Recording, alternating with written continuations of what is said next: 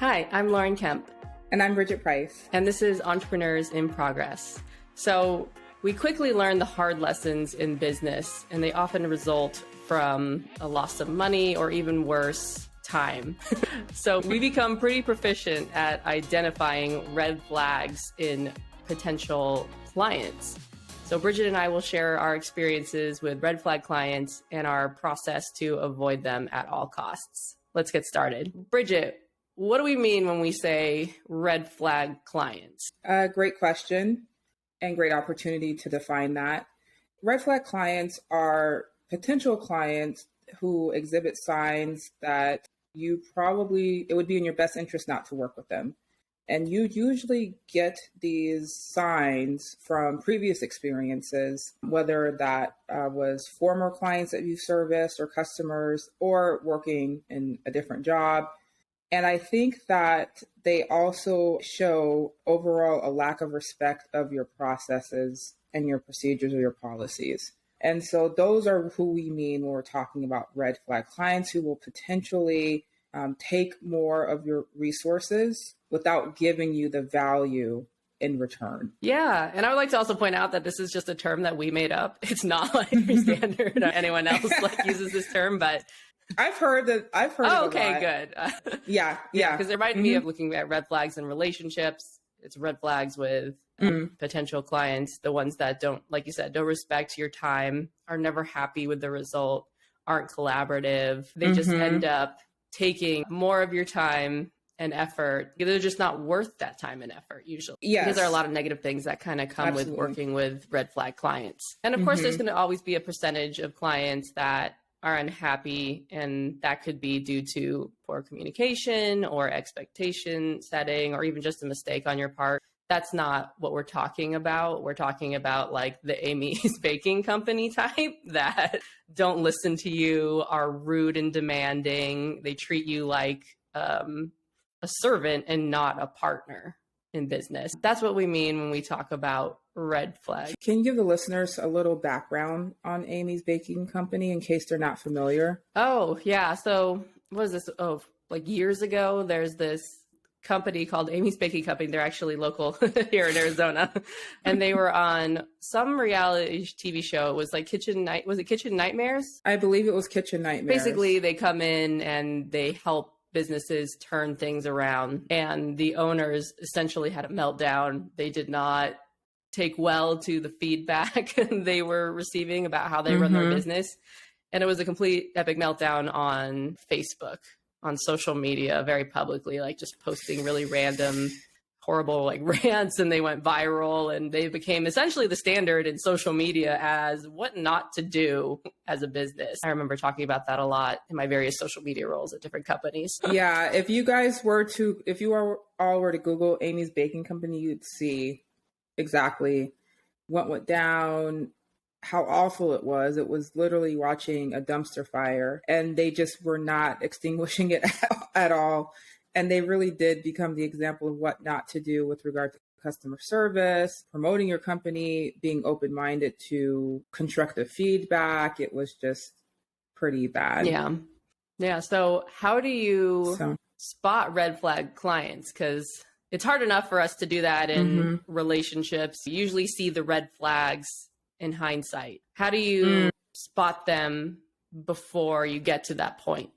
Yeah, so we talked about this in one of our episodes this season, is about following our intuition and really getting a sense of whether or not this prospective customer or client is going to be a fit for you. And usually when you are interacting with the customer or client, you do get a sense of whether or not, okay, this person or persons, they're reminding me of a past experience, or how they're communicating or choosing to engage with me is sending up all kinds of red flags in my gut. Sometimes I believe, this is in my experience, a lot of red flag clients use inflammatory language or exclamatory language. They say things like only or just, and they essentially determine what they believe is workable versus following your policies that you have put in place. They are also more than not cost conscious So they're trying to get It's a really nice the way biggest of bang saying for their cheap. buck. I saw you pause. I was like, I had to. what are you trying to say here? Yeah. Yes, cost conscious. Being very mindful about the yes, because while we think of it as cheap, I think that they believe that they already have an idea of what they think something is worth. Yes. Or they place a value on it already. And so again, even after going through maybe an education piece with them or informing them about what makes your company different or what value you are actually bringing that other companies won't be able to bring, when they have a complete disregard for that, that's also a red flag. And so for me, it's really looking out for that exclamatory language, coming in almost on the defense, like super aggressive, not, as you mentioned, not collaborative. Mm-hmm. They know what they want, that's it. And they're not willing to really budge or work with you. Yeah. I think that for us, there's a few parts in the sales stages that help us like identify some of these things along the way. So if we actually get to the point where it's time to close, we might refer them to a competitor or like just another option. So, you know, it is the cost conscious people who try to negotiate too hard right away. Yes. They have no regard or consideration for you. They don't even try to see if there's a creative solution to lower the price. Like they are just like, they're set on that number. They're like whatever really arbitrary number that they have, that's what they're set on. And you're absolutely right. They aren't thinking of creative ways to approach that number. Yeah, it's not. They want all of it under that number. Yeah, it's not a collaboration again. And some people, I think I've mentioned this before, are just trying to show like their boss or management that, oh, I saved the company money by negotiating with this vendor. And that's, I'm not saying it's always, but it's just one of those red flag things that kind of like, oh, okay, let's see how this continues. It's people who ghost meetings and are super inflexible on rescheduling. So we've had people in the sales process just ghost us, and then we'll try to like, you know, reschedule, because sometimes things happen, obviously, as a small business owner, but then it's the people who also feel like entitled to your time. Like, I only can do like these times. And if they're like really difficult to schedule with, they don't respect your time, and they don't respect I don't think they respect the fact that you are not the agency that is just going to completely cater to them. Like, you have other clients. They are not your sole universe. So there's people who do that. And also if they don't apologize either. It's just, again, one of those signs. A lack of a self-awareness, I think, really encapsulates all of that. Yeah, I think it's arrogance. Not apologizing. It's self-awareness, it's arrogance, it's a lack of respect. It's, again, not seeing you as a collaborative partner. We've also seen some like crazy NDAs, like we couldn't work with someone in Austin with a 2,000 mile radius or something that's in a similar industry. And we're obviously like working with a lot of people in this one industry, the tech industry. Yeah. And I'm like, that's like almost all of the US. Yeah. So, 2,000 miles. So if there's like really crazy, unreasonable NDAs, that's usually another sign. I feel like there's things along in the process that are red flags, and we try to, if it's something here or there, like we're weary, but if it's like a bunch of red flags, then we're like, oh, okay, like, this is not going to be a good partnership, because again, it's like you said, they're going to suck up all of your time. They won't be happy. Like, they're going to be not worth. They're going to find something wrong. They're going to poke holes. And yeah, they'll never be satisfied. In our industry, in the B2C, we deal with the attitude a lot that the customer is always right. And so I'll say this, for what it's worth, 98% of our customers, we have really great customers. They're understanding with schedule changes, if our cleaners are unavailable. We can even talk to them about change in scope if their home is not in the condition that they initially thought it was. Because again, sometimes that cleanliness is relative, unfortunately, and they're understanding to that. But yeah, in our world, we have also identified red flag clients from those who are needing immediate attention. So if you need an immediate cleaning, that to me shows that you're not planning properly ahead, and that you're acting on impulse, or your home is in such disarray that like you're desperate to try to get someone in to come in and take care of it. And again, it's that just that language that incites you. Like, they're like, oh, I'm in this crunch, or I'm in this, I just really need a company to come out today and we'll pay extra and, and it's not that bad. And just come out and see it. And so that is like, all the things go up and we're like, it's not that bad, but you're like urgently asking someone to come out same day. It's 2:00. You want someone there like within the hour. Unreasonable request. Yeah. Definitely in our industry is a red flag. That's that entitlement almost. Yes, ridiculous entitlement. And I think also operating in the world of convenience, right? Getting things at the drop of a dime, being able to request a ride anywhere, having food delivered, things like that. I think people have grown accustomed to just this access to convenience. And again, not understanding what all entails or goes into a service business like cleaning. The fact that again, needing someone urgently means you don't care what other customers are scheduled. You don't care, how it impacts our cleaning professionals when we have to redirect or you know what I mean? Throw in a strange same day request. We've definitely just refused same day requests. Like just no, they never turn out. And I think through the process, when we go through just what to expect with the cleaning, that's also when we can help spot red flag clients. I wanted to jump in because that sounds like the equivalent of us receiving like the urgent, emergency, all caps, email subject header when they come in. And it's just like, but is it emergency? Like, just because you're freaking out. What was that? Oh man, I wish I could remember that phrase. Your lack of preparation is not an emergency on my part. Yeah. It's something like that. Yeah. And it's just like they're feeling anxious. And obviously we're going to jump in and help and we want people to feel reassured. But there are definitely people who are just anxious by nature or think that everything is an emergency when it's not. And it's hard to balance wanting to help people who feel like they're in crisis while also making sure you're still on top of work for other clients that you have promised deliverables and work for. That's how they end up taking some of your time. And not all of it is intentional. I'm sure that they genuinely feel that way too. And sometimes there are emergencies and you need to quickly resolve something and it's their fault and they're super grateful. But then there are people who do it all the time as if it's a normal thing. Yeah, I think they've gotten used to operating in that capacity, unfortunately. And they, again, are entitled to a certain extent. And that's when they'll say they'll be willing to pay whatever. And we've been damaged by that too. So when we choose to actually, okay, great, we'll charge a surplus fee or we'll charge a same day fee. We get there and then as the team wraps up, if it wasn't actually a house where it wasn't in terrible condition and the customer actually was honest about how clean or not clean the home was, and the team gets through it in the estimated duration, the customer call back and say, well, they really didn't have to do that much. So can you waive the same day request? Yeah. No. Exactly. Like now negotiate after the fact. Exactly.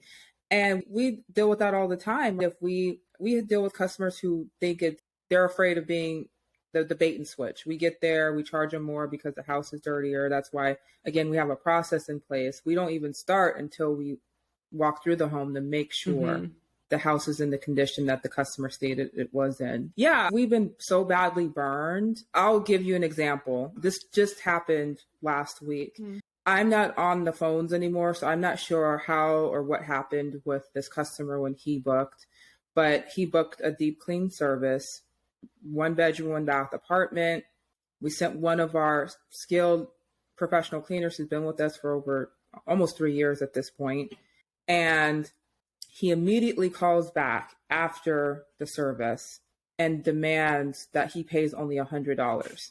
And it completely took us for a loop because he claimed that she missed a bedroom and that she stated that she had to get to another appointment.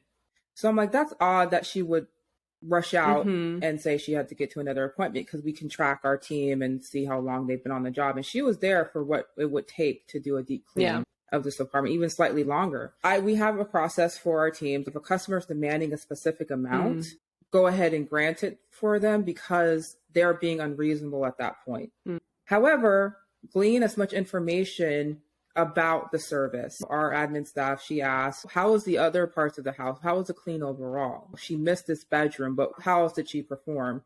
And he's like, well, everything actually was pretty good. It's just, I don't think it was worth $100. So if you ask the probing questions, they tell you what they think it's worth or not worth. And that's ultimately what happened, because they talked to the cleaner and she said, no, there was only one bedroom in the home. I did not. Yeah, I was about to say, like, there's only so much room in an apartment. Yeah. And then one of the things she didn't clean was like weights. They were heavy weights. And she didn't feel comfortable lifting the weights to clean, which makes sense. But she did tell him she had an appointment to get to, but not a cleaning appointment. He told us specifically, she said she had another cleaning job to get to. But she had an appointment, a personal appointment that she had to get to. And so even still, we coach our professional cleaners and say the smallest things that you say, just ingest, just having that conversation with the customer, they will take it out of context and use it against you. And that's what he did in this instance. Yeah. And so I say that to say sometimes red flag clients slip through the cracks, especially in our industry where they can book on our website and they don't have to connect with us over the phone. I don't know how the conversation went, if he answered at all during a customer verification call. And if he did, or if he did call in and book, which now I'm curious, I might go pull the call and listen to our girls and see if I would be able to pick up on something that I could share with them. But yeah, sometimes they slip through the cracks, and we've learned that it's not worth additional time to try to convince them for a few more dollars or even belabor the issue. Do you put like a mark on them in the system to like not service again? Yes. Yes, we do. My sense of justice is do not service. so angry right now.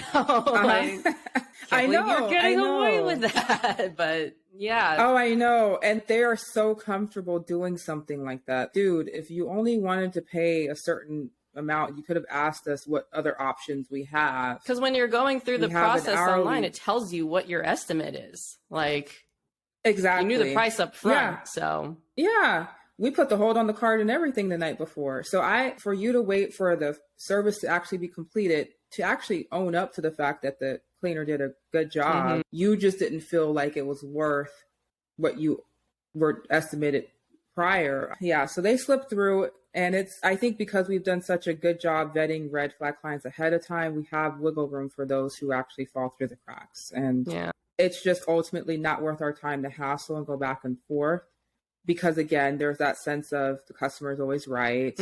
Why are you going back and forth with me? This is what I want. Give me. It's incredulous, really. Just the attitude that they take on. Yeah, they slip through for us too. Sometimes we don't even pick up on any of the signs. Like, they seem pretty normal going through the sales process, but then you end up working with somebody else. Oh, so that has happened to us. That's a different bait and switch. Yeah, like it's not a true bait and switch, but that has definitely happened to us, which is a bummer. Or there's been times where we could use the revenue, and we've learned the hard way that it's not worth it. Because at the end, you're like, would we work with this person again? No, like we shouldn't have worked with them in the first place. So it's tough to balance, because how can you say no to revenue when you're a new business? Did you because I'm sure you guys have said no to and turned down people. So how did it feel to finally do that? Because it sucks saying no to potential money. In the beginning, you feel forced to just work with those red flag clients, and you almost accept it as paying your dues or earning your keep, or just part of the learning process. Yeah. Where you are trying to make money and you're trying to get a sense of credibility, and you bend over backwards with these red flag clients in the beginning. I feel like those types of customers or clients, unfortunately, are loss leaders. You're never going to make any true money off of those clients in the beginning, but you have to do it because you're trying to build yourself up.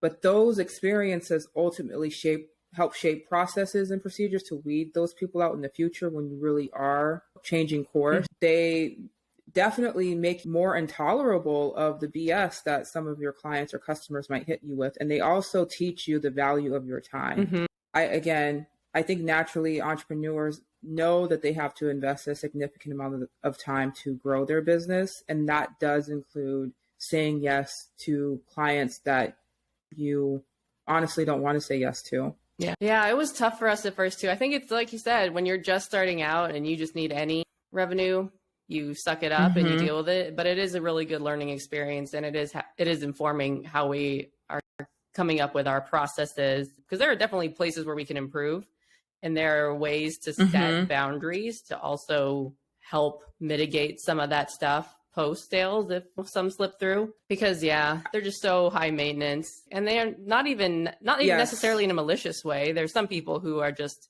high maintenance because they don't understand and they're not self-aware of those boundaries about how they could be working with you. Again, I think it's that partnership mentality that is lacking there. I was going to say that good customers know, or good clients know, that it is about working together, and they also are aware of what it takes to be a good customer or a good client. In our business, if they aren't a big fan of the cleaning, but our cleaners were nice, we were on time, our prices were fair, they won't leave us a negative review or something like that. But they just probably won't book with us, at least not in the immediate future. But they are like, I kind of got what I needed. I wasn't super impressed.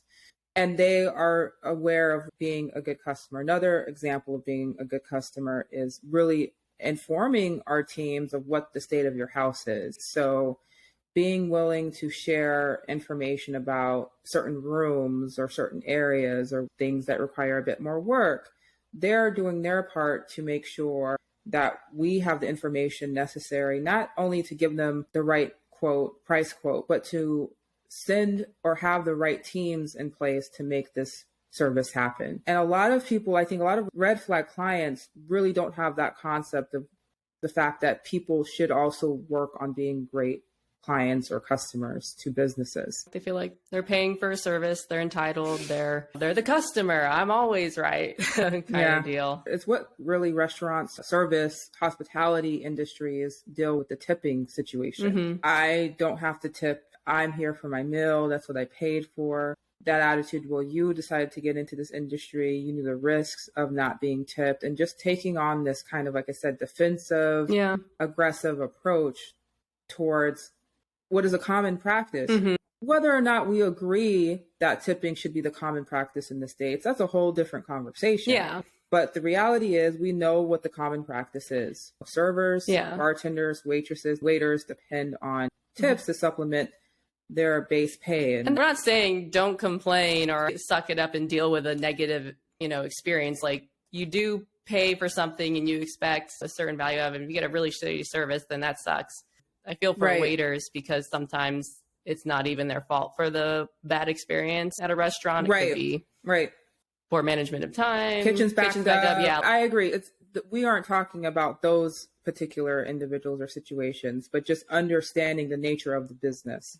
And even with that information, when you choose to operate in a way where you are only concerned about getting what you want, you're going to be a shitty client or customer. And you're honestly going to have limited options made available to you, people who are willing to work with you and service you. They'll always find somebody. There's always a service out there. Yeah. They will, but they'll still complain. Regardless. In the beginning, when you and Brian were starting out, were you aware that you were taking on these red flag clients? Or was it just new and you guys are figuring it out along the way? A bit of both. So in the very, very beginning, it was guessing. So we're like, okay, like we see some of the signs. As long as it wasn't like super crazy, then we'd be like, okay, like we see some of these indicators, let's see what happens. And then our hypotheses were proven correct. And so we would learn that way. And the more times it happened, obviously the less and less that we were willing to take on those types of clients. And you just say really nice things like, we're just too small an agency to be available for your needs. And here we recommend a larger agency. Here's blah. So, there's always like a graceful way to also turn away clients. And it's just saying, we're not the right fit for you. Like, we're not good for your needs. You need blah. You need this, which is better than what we could offer. Yeah.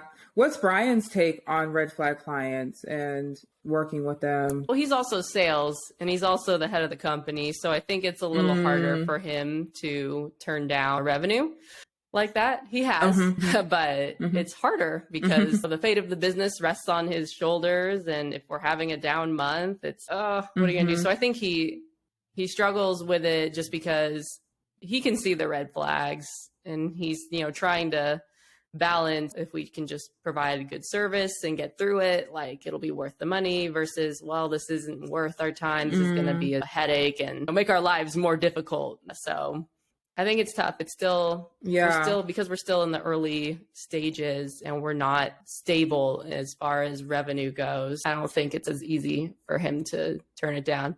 Have you guys found, now that you're more established and you are consistently hitting numbers every month and growing, has it been easier for you guys to just be like, no, turning things down? Absolutely. It's just not worth it. We have gotten to a stable place where we can comfortably turn down those jobs. Obviously, we still have goals. And so sometimes there's a part of both of us sometimes me, where it's like hard to let some of those customers go. Marcus is like, not happening. Like he does not care. And I've adopted that too, because literally every time, Lauren, it burns, it kicks me in the butt every single time. We've talked about how red flag clients sometimes slip through. Have you been able to ever turn them around? Actually, yes, we have a handful who have turned around. So I guess I wouldn't even call these clients complete red flag clients. Maybe they're yellow flag, if that's the thing. They maybe had concern about price, or maybe they had concern about like limited availability or something like that. But we try to work it out. They're collaborative and they're willing to try, and they're not entitled or aggressive. But they try it, they don't like it. They're like, yeah, no, and especially for what I pay, I don't think this is a good fit. Okay, that's fine. They leave and then they come back because I think one of the things that ultimately sells yellow flag clients is our customer service.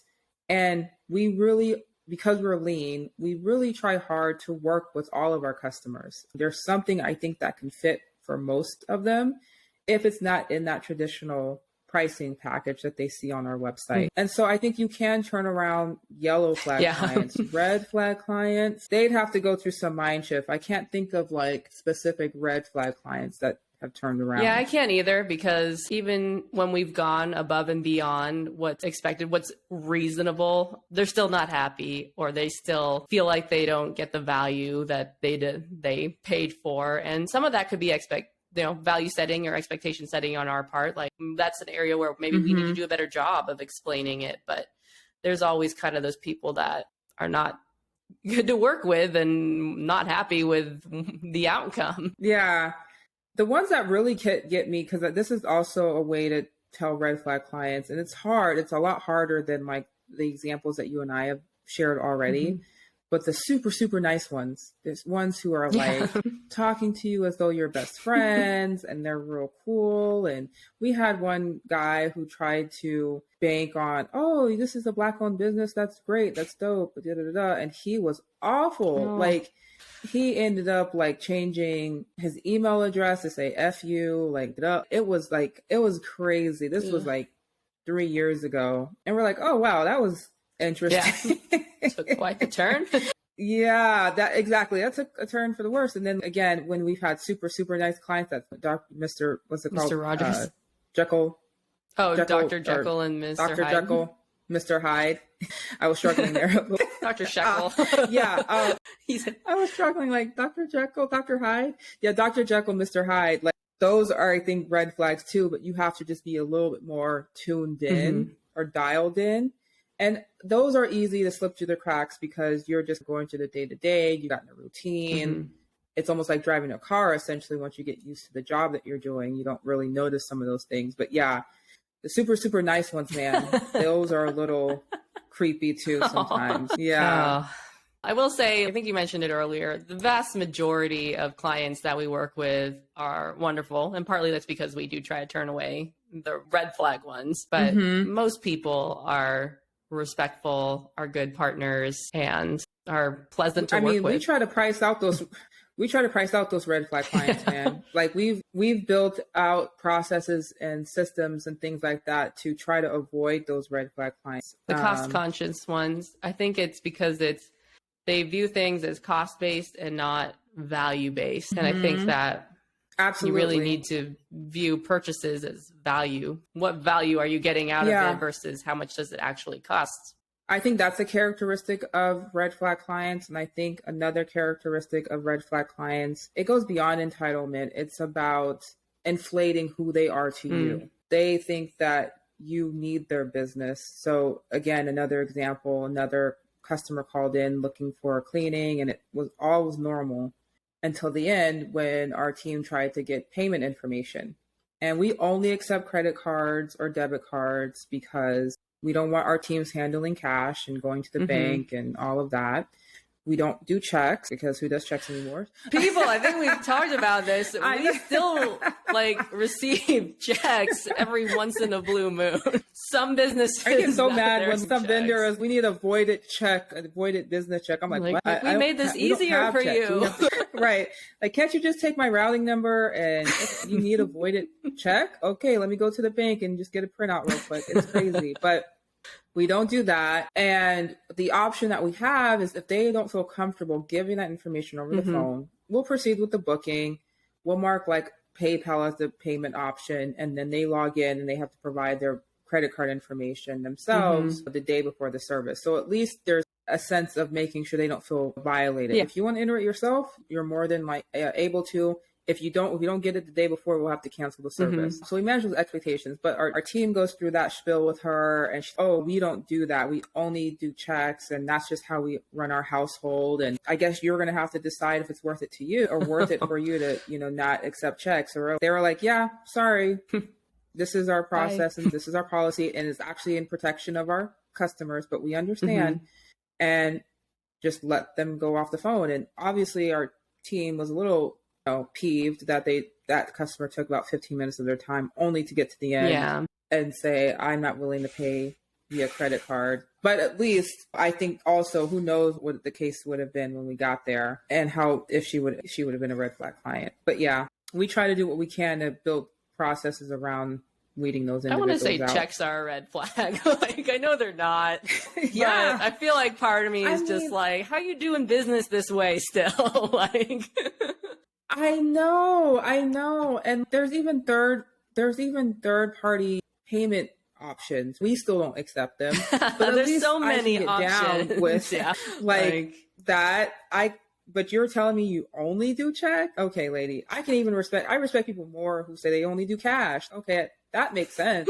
Check. Oh my God. No. And checks can bounce. Check can and maybe it's just to track money. Or maybe if it's a business that's been around a long time and they already have a system for tracking each check and whatnot. Okay. But then there are some people who have asked for our bank account information via email. And I've had to be like, Brian, I know we're trying to be easy to work with, but you got to set your foot down there because it's not they don't understand it's not secure to just send check information, bank information via email. So it's no. No, but I think we're getting off track. That goes out to the cloud and yeah, we are. But still, those are red flags. So how people conduct themselves financially. But sometimes it's the organization, the operations people and finance people are separate from the marketing people who we actually work with. But yeah. So was there anything else you wanted to talk about in regards to red flag clients? I know that